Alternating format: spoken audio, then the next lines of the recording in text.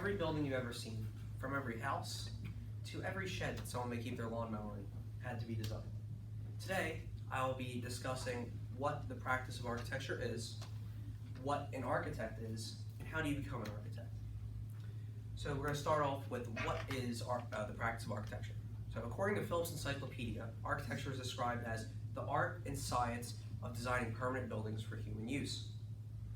If you want to squeeze this down into a simpler definition, it's basically turning a client's concept for a building into a reality.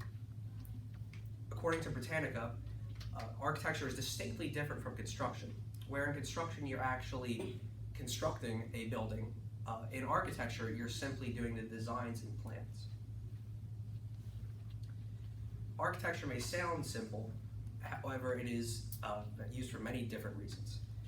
An example could be a person who wants a house that will adapt to their growing family, or on the opposite end of the spectrum, a wealthy person who wants to use architecture as a way to display power or wealth.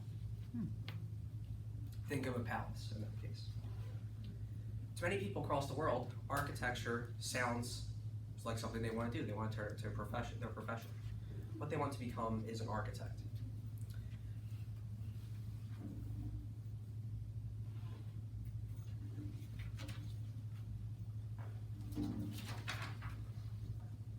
So an architect, let's see.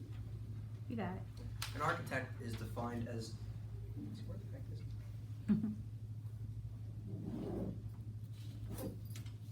Architecture is defined, or an architect is defined as someone who is proficient in creating the art and using art and science to create buildings. They are also very crucial in the construction of buildings. You may be thinking that I just said that construction and architecture are different.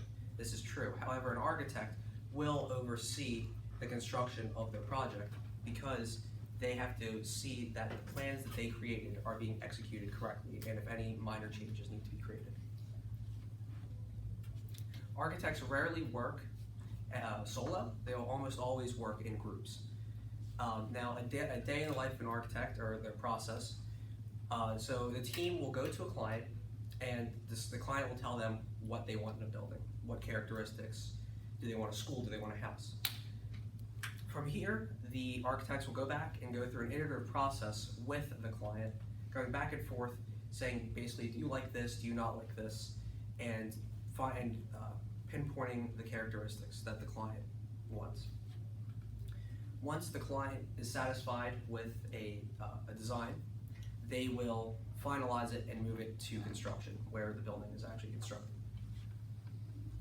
If this sounds like something you would want to do, or other people wanted to do, they had to become an architect. How do you become one?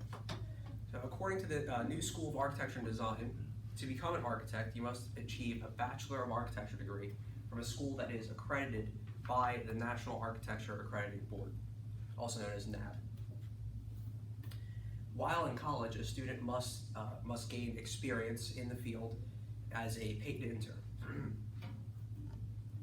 Once you get your degree, you may now become licensed. To become licensed, you must pass a test called the Architect Registration Examination, and some states require you to renew this license every year. Some states do not, some states do. Think of it like a lawyer or a doctor, where you need a license to become a professional. If you do not want to get your license, you can still work in architecture. However, you must work underneath of a licensed architect as an architectural designer.